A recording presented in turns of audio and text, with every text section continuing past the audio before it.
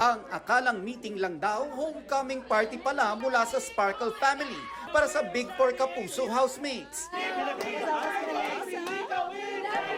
Kasamang sumalubong ang Senior Vice President ng GMA Network na si Attorney Annette Coson Valdez, iba pang executives at si Miss Universe Philippines 2023 Michelle Marquez D.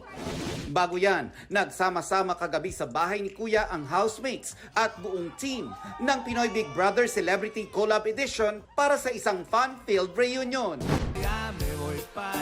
Layag na layag naman ang Wilka sa kanilang TikTok challenge na mahigit 8 million views na and counting.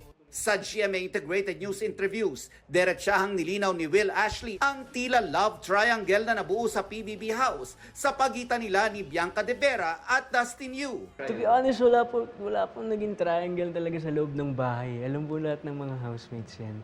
Bakit kayo shift in a way? Siguro po kasi nagkaroon din po kami ng work together. Masaya ako sa naging storya nilang dalawa. At yun nga, kagaya ng sinasabi ko sa mga housemates po, sana talaga madala nila talaga sa labas po. Ayon pa kay Will, bukas at looking forward muli siyang makatrabaho si Bianca.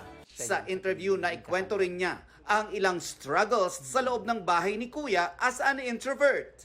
Kaya thankful siya sa housemates at fans dahil sila ang rason kaya itinuloy niya ang laban. It's giving dark horse vibes ika nga ng ilang netizens ang rawi duo ni na Will Ashley at Ralph De Leon.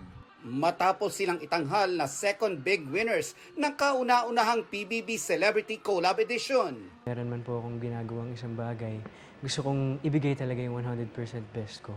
And yun yung something na naging proud talaga po ako kasi ang laking growth po nun para sa akin. I haven't been handed anything dito po sa line of work po namin ni Will. And I want it to be that way also. Kasi doon ko po talaga mapapatunayan na deserve ko po talaga yung mga binibigay po sa akin blessings.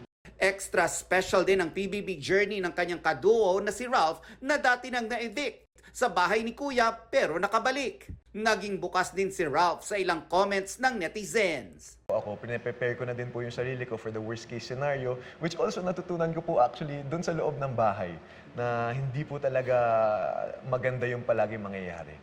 Para sa GMA Integrated News, Nelson Canlas ang inyong saksi.